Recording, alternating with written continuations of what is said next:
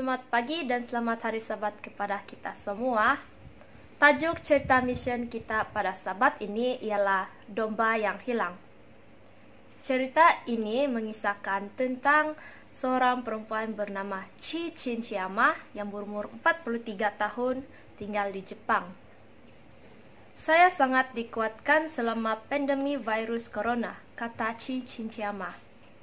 Suami saya dan saya menjalankan kelas bahasa Inggris di Osaka, kota berpenduduk sekitar 2,7 juta orang di Jepang.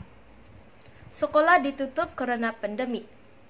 Tetapi sebelum pemerintah Jepang mengumumkan keadaan darurat, kami telah menyiapkan pembelajaran lewat daring dan luar biasa.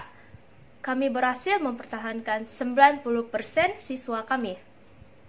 Tetapi saya bahkan lebih heran pada seorang mantan siswa kami, seorang wanita berusia 60 tahun bernama Chichako yang menghubungi saya pada saat puncak pandemi di Jepang.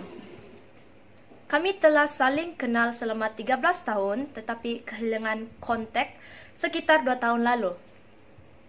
Kemudian suatu hari ketika saya pulang dari kantor, saya menerima pesan darinya lewat Facebook Messenger.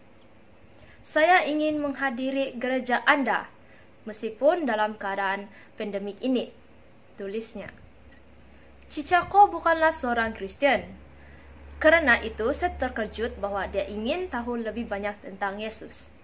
Tetapi sekarang saya tidak akan mengabaikan dia lagi dan saya ingin dibaptis. Tampak jelas bagi saya bahwa Roh Kudus telah bekerja di dalam hatinya, khususnya selama pandemik ini, dan saya dengan senang hati membagikan ajaran dan kasih Yesus. Kami bertemu beberapa kali lagi setelah itu, suatu hari Sabat ketika kami berbicara tentang mengapa Yesus mati di kayu salib, dan dia tersentuh oleh cerita tentang pencuri di kayu salib yang pada menit terakhir memilih untuk mati sebagai orang yang benar-benar percaya kepada Yesus. Chichako sangat tersentuh oleh kenyataan bahwa Yesus selalu mengasihi dan siap mengampuni. Dia menyadari bahwa meskipun dia telah berusaha keras untuk menemukan kegembiraan dan kedamaian sendiri, dia tidak puas. Saya ingin menjadi seperti pencuri di kayu salib dan menerima Yesus, katanya. Pandemik virus corona mungkin mengganggu hidup kita, tetapi itu tidak dapat menghentikan Yesus untuk menarik orang kepadanya. Kami pun saling mengirim pesan singkat tentang Kristen dan bagaimana saya menjadi seorang Kristen. Kami sepakat untuk bertemu pada hari Sabtu setelah kebaktian Sabat. Pada pertemuan kami, saya menceritakan perumpamaan tentang domba yang hilang. Dia mendengarkan dengan saksama kata-kata Yesus. Siapakah di antara kamu yang mempunyai 100 ekor domba, dan jikalau ia kehilangan seekor di antaranya, tidak meninggalkan yang 99 ekor di padang gurun, dan pergi mencari yang sesat itu sampai ia menemukannya.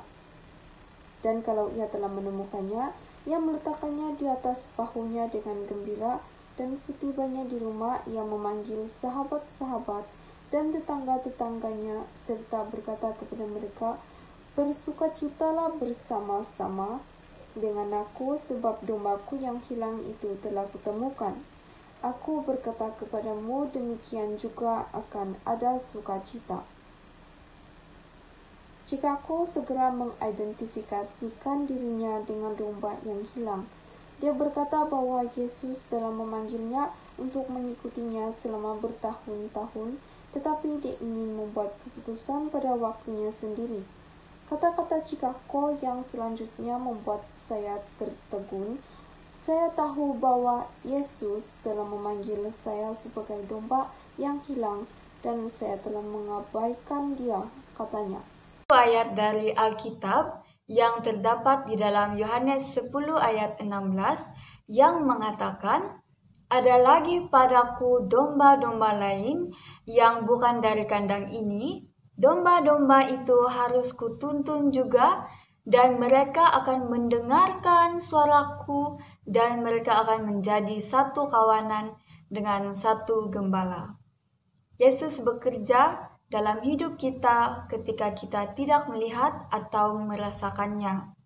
Yesus memanggil kita dengan nama dan akan menyelamatkan kita ketika kita berserah kepadanya. COVID-19 telah membuat pekerjaan daring seperti kelas bahasa Inggris Virtual C yang menjadi berguna dalam membagikan Injil.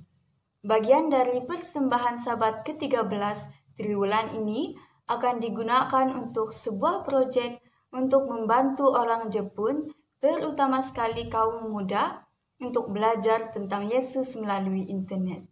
Terima kasih kerana telah merencanakan persembahan yang murah hati. Itu saja berita misi kita pada Sabat ini. Sekian.